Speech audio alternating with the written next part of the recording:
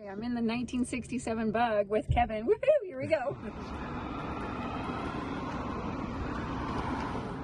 This system is what's powering the car.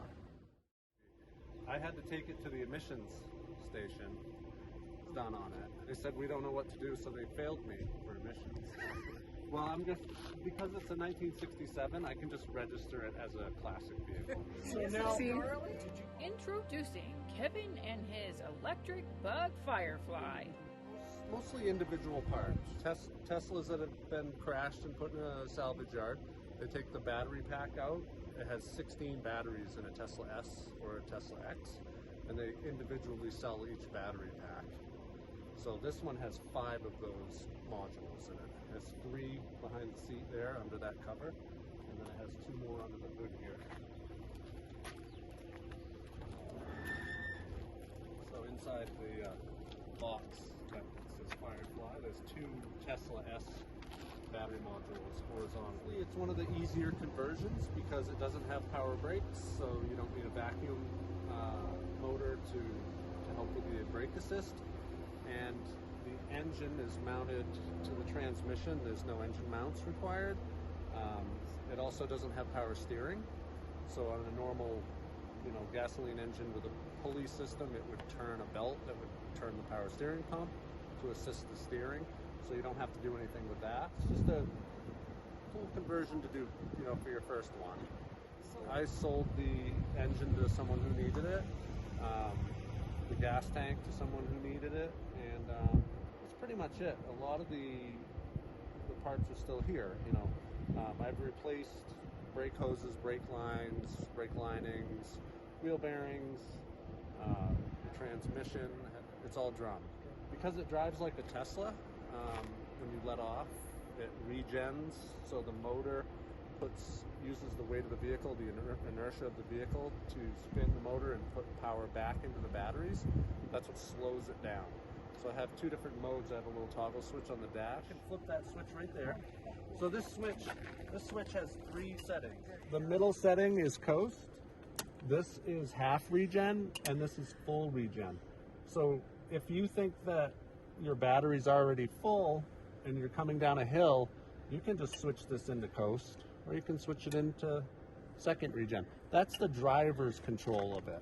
I have full control through programming as to whether or not that inverter allows the motor to regen and put current back into the batteries. If I'm already at max battery capacity, it will just disconnect the motor from the inverter and it will free spin on it as if you flipped the switch. So because it slows down on its own, it has that regen mode, you don't really need disc brakes to stop it.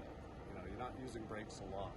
You're just letting the engine slow it down, kind of like a diesel jake brake. It will panic stop, no problem. It's a 1,800-pound car with 4 big drums, and if you need to stop in a hurry, it will. So just not necessary to have disc brakes. Everything has been done. I actually spent 3 or 4 months looking for a car that was mostly restored because I'm too fussy to do body work. I would do it and go, that's not good enough, and start all over. So I knew I didn't want to do too much body work. So I found one that someone had spent a decade trying to restore it and got it, the paint done, and got the glass in it, new seals, rubber and such. And they had, I think, given up on it, wanted to get it out of the garage. I bought it with the intention of doing the conversion. I said the body's good enough. I don't really care how it runs. I made it home with it on the gas engine. I had all the windows down and was asphyxiating from all the exhaust fumes because these, originally the heat was generated off of the exhaust. So it had a big chamber that the exhaust flowed through and it would heat up the air. It was supposed to be separate, but of course it would have a leak and it would just put exhaust into the car. So after driving it for about 30 miles and getting a headache, I pulled over to take a break and continued on my way. 60 miles an hour is about as fast as it would go. And it was terrible. It wouldn't shift. stalled on me several times, like right in the middle of the road. I had to push it out of the road. Oh yeah, I put a rebuilt transmission in it, has the factory 4 speeds and reverse. I have a lockout for the shifter, so you can't accidentally put it in reverse, you know, when you're going 60 miles an hour. So the original engine had about 40 foot-pounds of torque and 50 horsepower. This motor has 180 foot-pounds of torque, so 4.5 times the amount of torque. It's a net gain motor. It's called a Hyper 9, and it's made in Indiana by a family-run business. This is called a 3-phase AC induction type motor. Permanent magnets, no brush. So the same way that you lay your phone on an inductive phone charger, it excites the electrons from one to the other. It does it without touching it. That's what makes it so powerful. Once you put the motor in and have it all hooked up, the son of the owner does all the technical stuff, and he will actually log into your laptop and help you set up all the programming that you need to do to finish it. So set up regeneration profiles, set up battery protection profiles, things like that, so that you don't run out of battery and destroy the battery. Okay, I'm going for a ride. Here we go. Oh, okay, I'm in the 1967 Bug with Kevin. Woohoo! Here we go. Because first gear is too aggressive.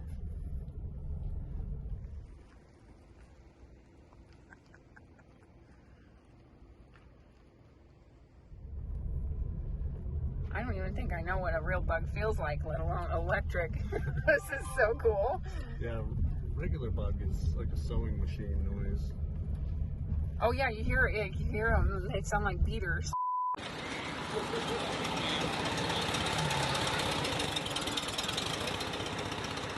That the car isn't a factory 67 car, right? Because if you look at it with the hood closed, you can't tell that it's so cool a car.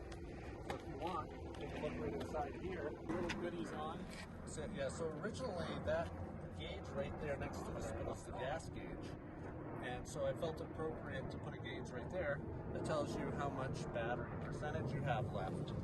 And it'll also tell you how many volts your battery has. It'll tell you amp hours. It'll tell you kilowatts. It'll tell you anything you want to know. The computer is actually back there on the motor. I do have another computer screen here in the box that will tell me if there's any diagnostic codes. It'll actually tell me the miles per hour. And there's a few controls that I can do from here as well. I wanted to hide it in there.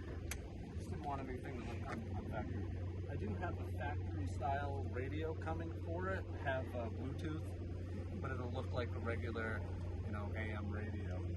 And then a speaker that will go behind here like it's supposed to. And then this is the lockout for reverse. So you have to pull up on this to put it in reverse. The most efficient way to run the car for the motor and the battery to keep them cool and to get the maximum amount of distance and the maximum amount of life out of it, start out in second gear and drive from second gear to about 30 miles an hour, and then use third gear to about 50-55 miles an hour, and then fourth gear for highway. Your range keeps everything cool and happy.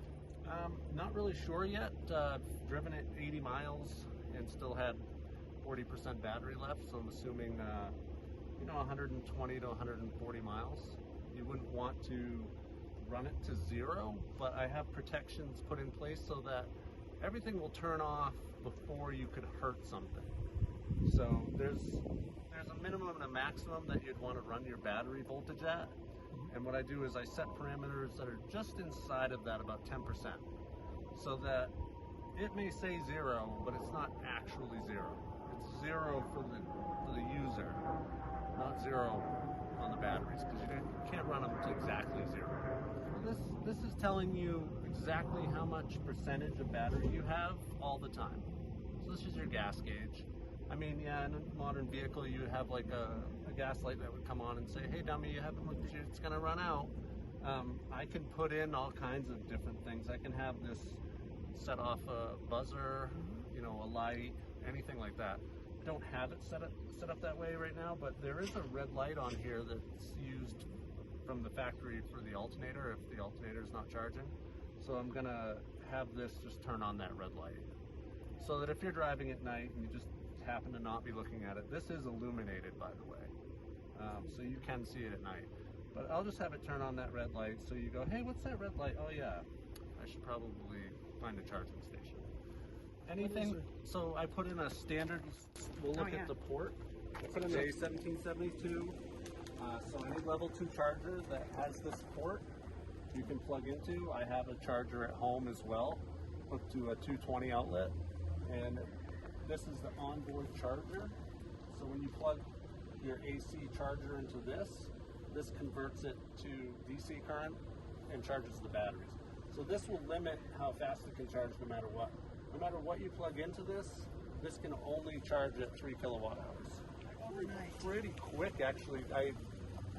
When I was at 40% battery, I plugged it in, and within 2 hours, it was back to 100%. Mathematically, it should take longer, but every time I charge this thing, it charges pretty quickly. The inverter inverts direct current from the batteries, so this is the input, positive and negative from the 5 in-series Tesla batteries. Gives me 124 volts. This is the computer and the inverter, so it inverts it from DC current to AC current. So this takes AC current, inverts it to DC to charge the DC batteries.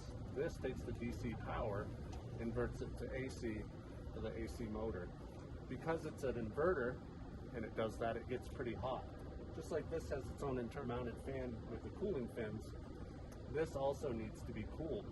So this is just a PC 240 millimeter 4-inch fans, a custom reservoir to hold the coolant, and then a pump to pump it.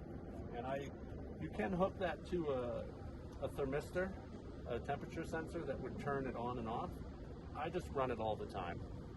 I like to know that I don't have a sensor that's going to fail heating. No, all the time. I run it all the time. This doesn't actually do anything when you're charging.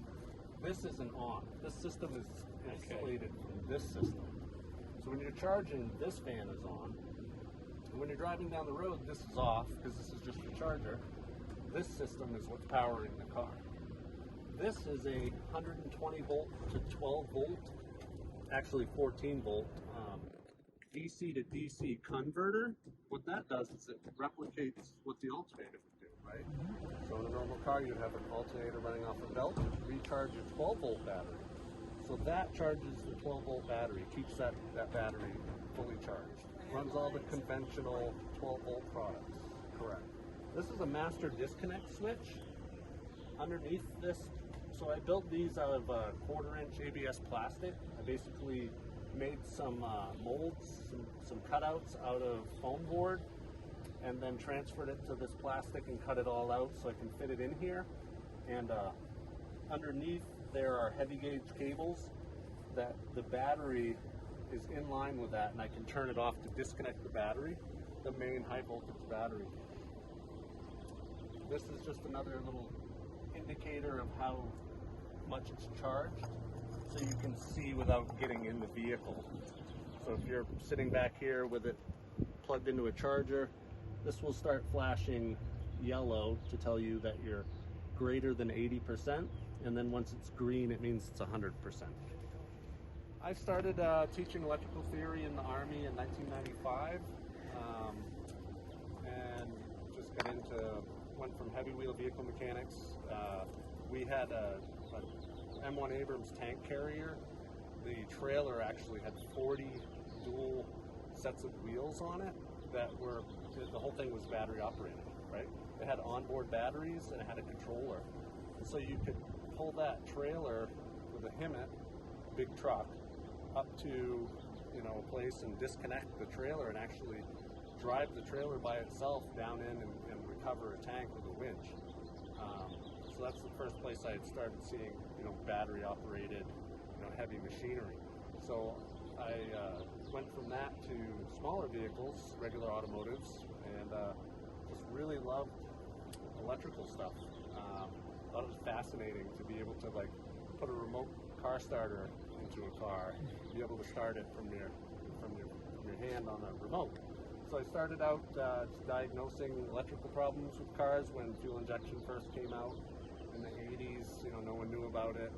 And so I just thought it would be fun to figure that out, and just kind of stuck with it ever since. Had my own diagnostic and installation shop where I made remote car starters for cars that they didn't have transponder units for yet, and went around and just diagnosed a lot of automotive problems for dealerships and things like that. Then I worked for some dealerships as well.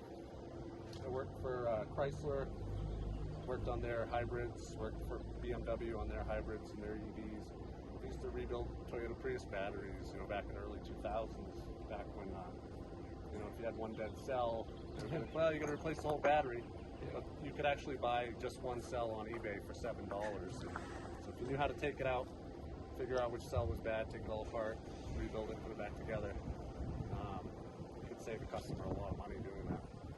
So I've just always been into automotive electrical, and I figured this would be the perfect combination of my automotive skills and electrical skills, and it's really fun.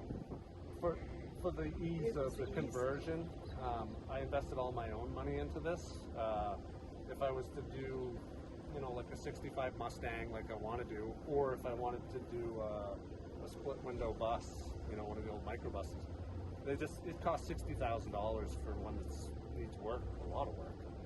So it's just too expensive.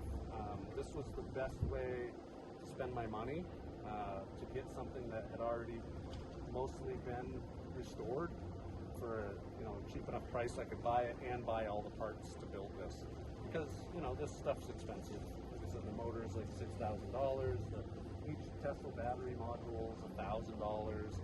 The charger is $1,200. The battery management system that I built that keeps track of each cell, the temperature, the voltage, amperage, all that stuff's expensive.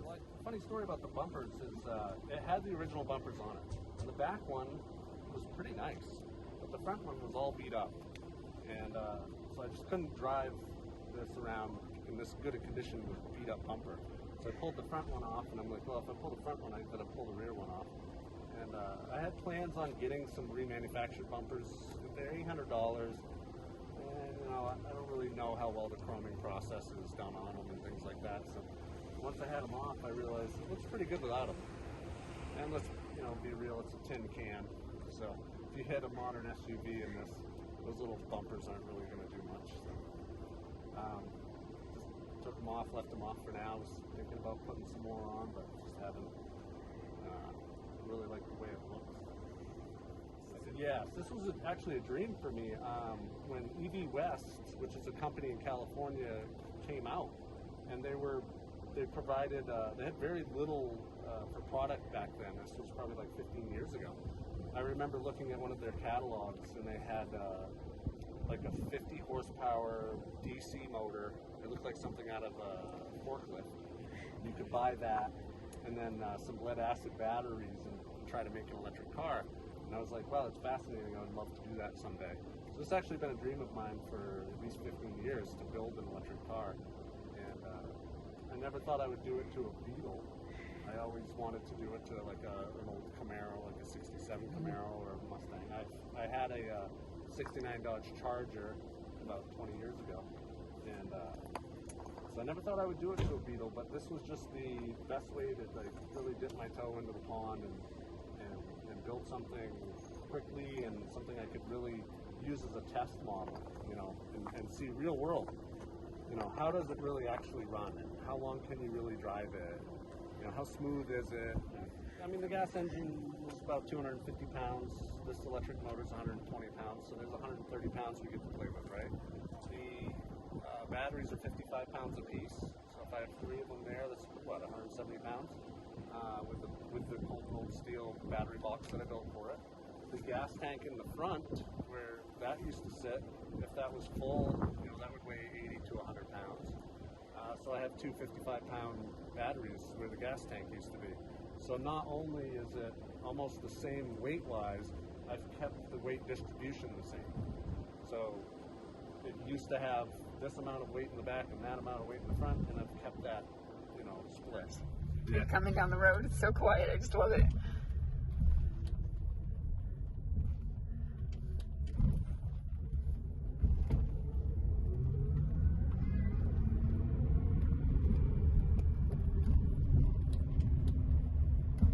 It also has deceleration brake lights, so it turns the brake lights on when you're decelerating. People won't slam into the back right. of you. You're not slowing.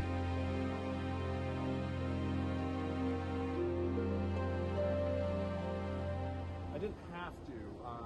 What I did though is I took one tooth out of the torsion bar on the rear, and I put adjustable coilover shocks in the rear, just so I could adjust the rear how I wanted it for height-wise.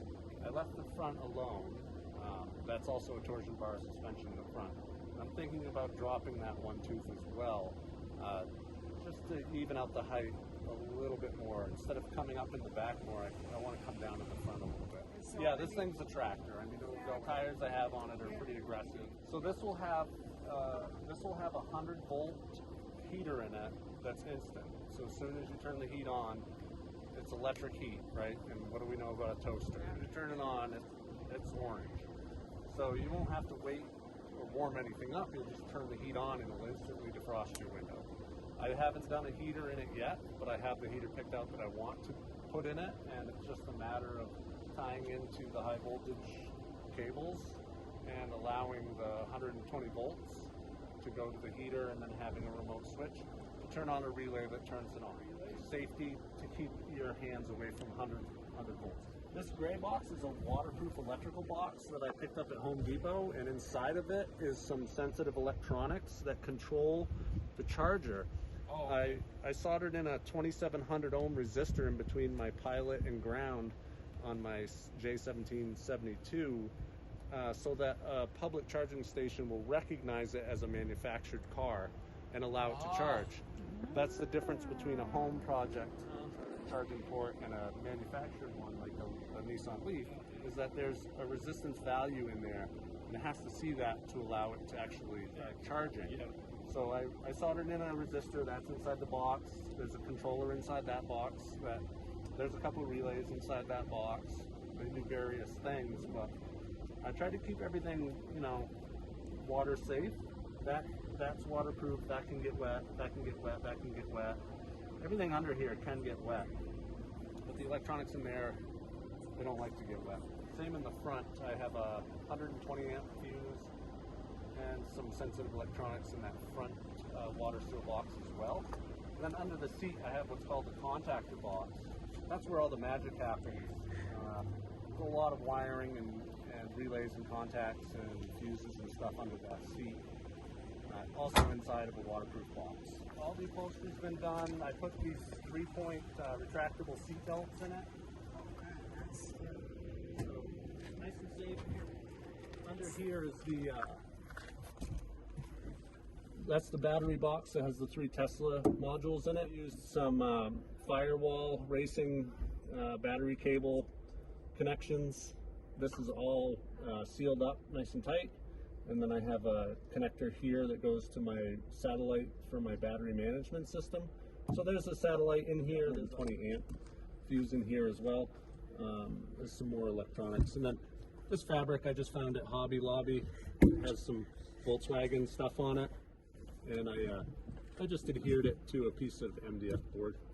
Just kind of cover stuff up. I just finished it. I've driven it maybe like 5 times. This is the air conditioner, adjustable. This is low fan, high fan. Yeah. But it will have heat. I'm putting hidden actuators behind here for the door locks. So you'll be able to lock and unlock it with a key fob with a remote. And so I'm going to run some wiring for that. And I'm going to put new glass in it. This one's all scratched up. I also this is one of the things that I did when I had my business was I installed what's called a drone unit. And so this is the car. It has it's a cellular device that can communicate with your phone, and it tells me, the battery status, what my low voltage battery is. It tells me whether or not my ignition is turned on. So I'll actually get an alert to my phone, which you can see here. It'll say Firefly's ignition is turned off. Yeah, so if someone was to try to steal it, I would know. And I would also be able to look to see exactly where it is, because I can track it with GPS. So right now it's telling me we're at 720 Avenue, Louisville, Colorado. So I have full control over the vehicle with my phone as well. I kept that, you know, it's nostalgic. Yeah. I mean, you don't need to. I could activate the ignition any way I want, but that's just kind of, you know, if the key's in it, it looks kind of original. You wouldn't really know that it's electric. Well, so that's the thing. Is this practical? No. Is it economical? I mean, once it's built, it costs $1 to drive it, right? Because if you charge it at home, what does it cost? I charged it the other day, and it cost me $3 to charge it at a public charging station. So I'm probably paying $1 at home to charge it. But you know, obviously, it's expensive to do, right? All these parts are expensive. The labor's expensive. The car itself may not be expensive. You may be able to buy one in poor condition that needs a paint job and needs interior for $3,000 or $4,000. But you're still going to pay, you know, $25,000 to $30,000 in parts, and then you got to pay the labor. So a typical conversion, if you bring your car into some place like EV West and you hand them the key and say, "I'll pick this up in a few months and drive it away fully electric," you're going to leave a $60,000 paycheck. They're not going to paint it. They're not going to do interior. They're not going to replace the transmission. They're going to convert it from gas to electric, and it's going to cost you. If we're talking competition-driven price, maybe, because they might have a lot more overhead than the next guy that's doing it. But parts prices are pretty set. Like that net gain motor, I don't think is going to come down in price. The only thing that's going to come down in price is going to be your battery supply. So right now we're harvesting the used Tesla modules. It's a supply and demand market. So the more people that want those used modules, the higher the price will be. Right now, I can tell you I paid $1,000 a piece for those wholesale. You can buy them for $750 a piece now. So the price on them has come down because more people crash them. More people are, you know, trading them in. They're ending up being parted out than they were just last September when I bought these. October, I think I bought these batteries. So the prices of the batteries come down due to the fact that these will be obsolete at some point. I mean, people will still use them for camping, maybe for solar power wall or something like that. Solid-state batteries are going to be cheaper, lighter, and have twice the power. They'll be able to be cycled 10 times as much. So these can only be charged and discharged so many times. The slower you charge them and the slower you discharge them, the longer they'll live. If these were taken to a supercharger every day, the other solid-state batteries are smaller. So right, they'll be smaller. Yeah. So I'll be able to fit more of them in here. You get longer range, lighter, a lot more use out of them, and cheaper. I do, right? I have two profiles for regen. I have half regen and full regen. Full regen, I don't use that if I've just charged my car, because what happens is I've got 100% charge and I come to a stop sign, and what's going to happen? It's going to try to overcharge it. I have the parameters set in my computers to stop that from happening. But you'd think, oh, my car's braking itself, but then it would have to cut out the regen and go into coast, and you could coast into somebody thinking that your car's braking. So we don't use full regen when we're fully charged. We don't even use half regen when we're fully charged. We wait until our battery has gotten down, to 95%, and then flip on the regen. If you drive a Tesla or a manufactured car, it's going to do that automatically. It's not going to let you regen when you're at 100%, right? It's also not going to let you over regen and overcharge the battery. Because there again, if we overcharge the battery at all, we're going to introduce little micro stress cracks in between the anode and cathode, and that's what's going to degrade the battery, right? It's going to degrade much faster. Every time you regen, you're technically, charging the battery, right? Like adding. This is a very complex system. I have a laptop that has software on it that communicates with that inverter. The inverter controls how much of the regen comes out. It doesn't put it back into the batteries. it doesn't allow the It's motor. just wasted energy. It goes to heat. No, it doesn't allow the motor to even turn off of the momentum of the car. That's what I was saying. Like it would disconnect the motor. You can't use the engine. Yeah. That's why every time you park, you have to use the parking brake. Right. Because there's no compression of an internal engine Right. to hold it in gear, to hold it from moving. Because that motor you can spin by hand. Because there's no current flowing.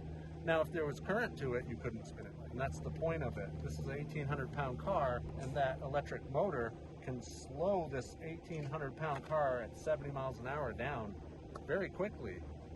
And it takes all that recaptured energy, puts it into the batteries. Yep. Now the two. My business card actually says where classic meets modern. The worst part about this car, everything about this car is so much fun to drive. It's little, it attracts attention. It's just cool, right? When you drive it, you feel like you're driving a 1967 car. The only thing I hated about this car was the engine. It would stall. It would put exhaust fumes in the car. It was unreliable. It had no power. It wouldn't dare to pull out in front of somebody. So now this car is everything you love about driving an old car. The benefits of driving a brand new car. Yeah, it doesn't have airbags and it doesn't have cup holder. But if you want to drive a classic car and you want to have that power without the noise, without the exhaust, and without stopping at a gas station every 10 miles, this is the way to do it. You can put this car in third gear and drive it for the rest of its life and never shift. I rented a Tesla and drove for Uber actually just to learn Colorado. When I moved here in July last year, and I drove around in my Chrysler 200, which is a 300 horsepower all-wheel drive car, and I realized I was putting gas in it to drive around, and I said, I should get paid to drive around. So I signed up for the Uber, and I got to talk to people that lived here and make a little gas money, and I decided to rent a Tesla because I had never driven a Tesla. I'd driven the BMWs and Chrysler and different vehicles, but I'd never driven a Tesla, and I wanted to really see what it was all about. So I rented a Tesla and drove for Uber, and it was great. I didn't want to give it up. And when I got back into my Chrysler, even though it's a 300 horsepower, 9-speed transmission, all-wheel drive car, I would be on the highway and I'd be like, I'm going to pass this person. And I'd be like, why isn't the car moving? Oh, it has to downshift. The fuel injection, the computer, everything has to know, okay, add gas, and has to build up some power. With the Tesla, you just touch the throttle and go, right? So I absolutely love the way the electric cars drove. And that was just another, affirmation for me to definitely do this. And that's why I set it up to drive like a Tesla with a single pedal. Because, I got used to driving with the single pedal, didn't need the brakes. Obviously didn't have the clutch. But yeah, just absolutely love the way electric car drives. You have instantaneous power. Torque is 100% torque at 0 RPM. When we talk about power with a gas engine car, we talk about horsepower. You have to really build up some RPMs to get that power. And with this, it's just instantaneous. So if you want to go, it's probably going to be cheaper than this conversion. Right. But there's 1,000 white Teslas, and you're not going to know one from the other. And if it's just something you really want to keep driving, 500,000. well, I mean, just in the area, right? Yeah. Everyone has the same white Tesla. Yeah. Everyone has, the same whatever electric car.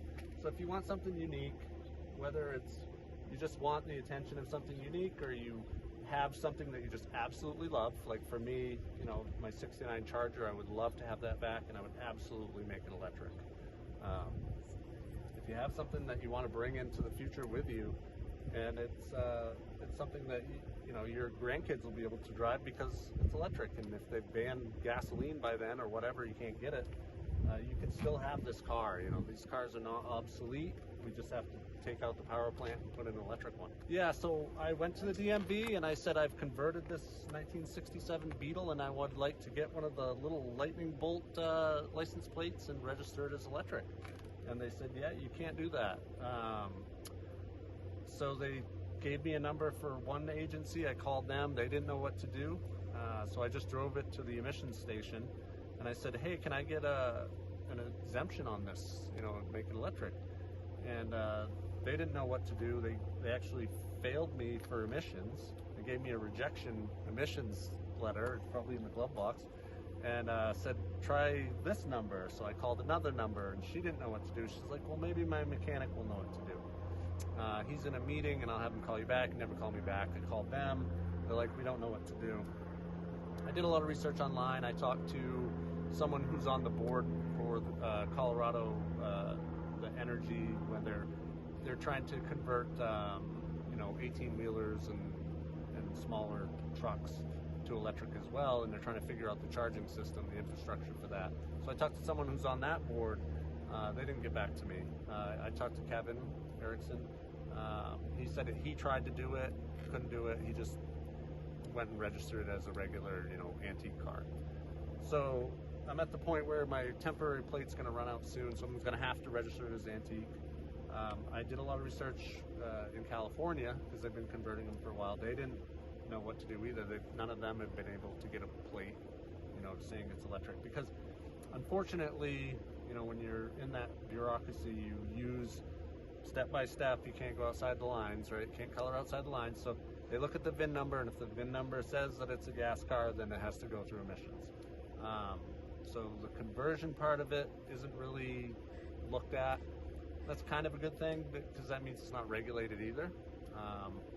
So no one's saying you can't do this, right? Because I guess they could just be like, well, you're not allowed to even have it on the road because it's been converted, right? Because they may say, well, now it's not safe, Yeah, right? but Now they don't have the that. safety sticker, right? Now So in they Maine, you black have to mail have, it. in Maine, you get an inspection sticker every year. And it's a great thing, because every day I see people up and down the highway with the tires blown off, and it blows the fender off too, and like the car goes off in the ditch or whatever. It's all blown tires because no one's looking at their tires. At least when you had a state inspection, a safety inspection, someone's looking at your tires and your brakes and your ball joints. I saw a Toyota the other day that was in a parking lot with the ball joint was blown out of it. The whole tire was off, you know, this way, because people don't, you know, when's the last time you got under your car and looked at the suspension?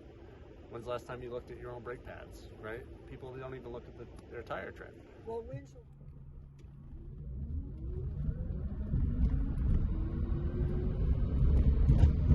So you can drive it around in second gear until you get about 40, 45 or so. The whole project. Yeah, I spent about 4 months Okay. part-time on it.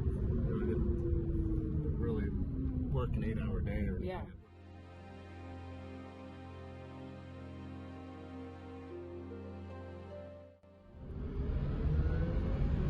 So you can shift it just like a normal car. It feels, you don't feel any weirdness when you're shifting. Don't have anywhere to really get it up to speed, but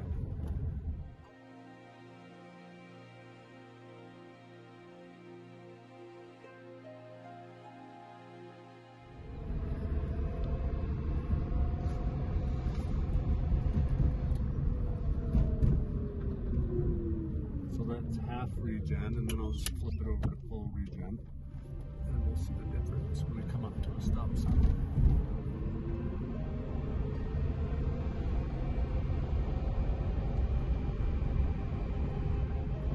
I have a new speedometer.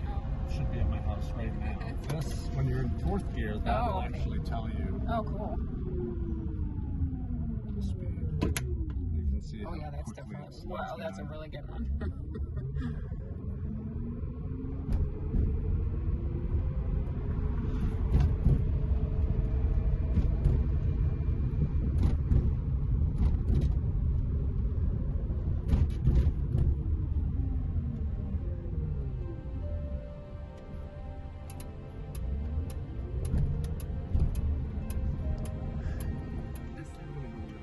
Yeah, I'm going.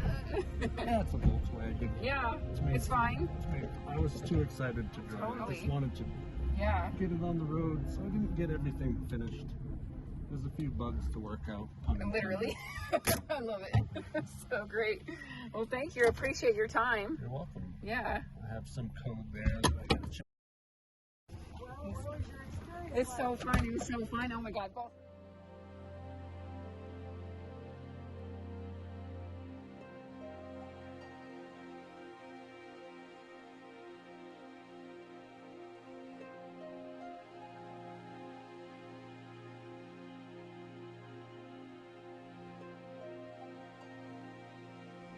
No, that's all. Oh, this was all new? Every, Oh, there was seal. almost everything on this car is new. Some of the glass is original, the steering wheel's original, the speedometer is original. Yeah, I kept as much original stuff as I could, but you know, Like you said, the windows, I need to replace it.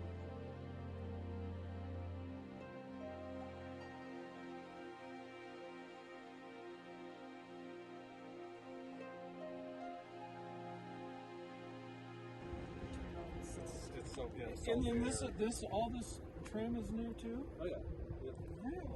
They can I get put, that well, now? I put this on. Yeah. Oh yeah, you can get almost every single part you could want and build one from just parts. Just remanufactured parts. All brand new stuff. So the Beetle was kept as a cab in Mexico. Oh yeah, because they built used to them know how to drive in Mexico until like 2008. This body stuff. So all the German tooling and all that stuff went to Mexico. So they were making all this parts. This is original because Wow. I bought an aftermarket one for the passenger side, and it was completely different. Put a camera. I love electronics, so I could make this crazy, but I don't need to. I want it to retain like that. Feel like you're driving an old car. The whole point of having the transmission and the clutch and everything was so that you could drive it and feel like you're driving it. I didn't need a transmission. No, I could have put a switch in for reverse, and you could just drive it with the switches, like like a futuristic car. But I wanted it to look and feel and drive like a '67 vehicle. Keep it classic. Yeah, Just make it reliable, right? All the mental time I put into it too. all the time. I didn't keep track of that because that's all I thought about. Right? 3 or 4 months, a couple hours here and there. On. Oh wow. Yeah. It's just the contactor plate was worn out on my Switch. That Switch is original, and you can buy them used, but I don't think you can buy them new. So I just need to repair that, the multifunction switch. I got everything else working, the lights and all that stuff. The horn was the least of my worries. Yeah, he just wanted to drive it. I wanted to drive it. Yeah. Yeah. Well, absolutely. Yeah, absolutely. Yeah, this was so And fun. your videos were very good. Oh, good. Yeah. Great job. Yeah. We'll see you at a show. Yeah, absolutely.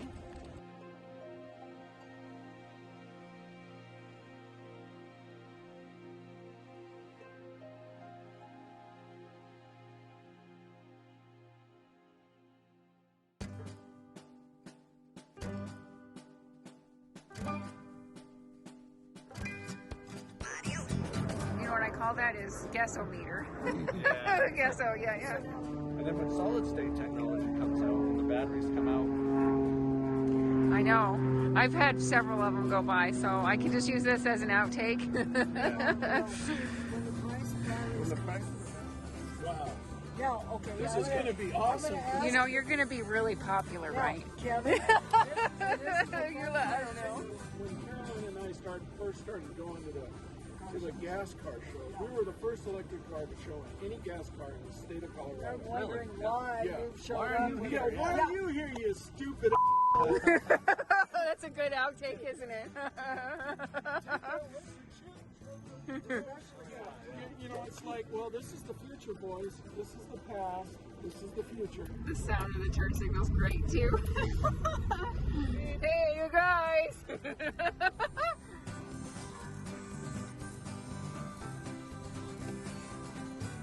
Well, what was your experience like?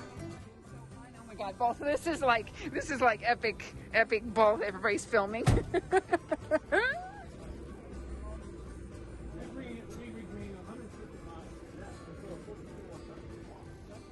battery modules horizontally. And the chair's there for when you're charging? No. When we take it to a car show. Rough roads. Yeah. Oh, they don't know which way we're coming from. They can't They're hear us. sneaking up. Honk, honk. Beep, beep. That's fun. Beep, beep. Yeah, it'll be fun to hear the horn when you get that too. I think that's great. Thank you for taking the time. Well, thank you so much. Oh, absolutely. Yeah. It's a pleasure meeting you guys. Thank Yeah, you. yeah. 40 cents away.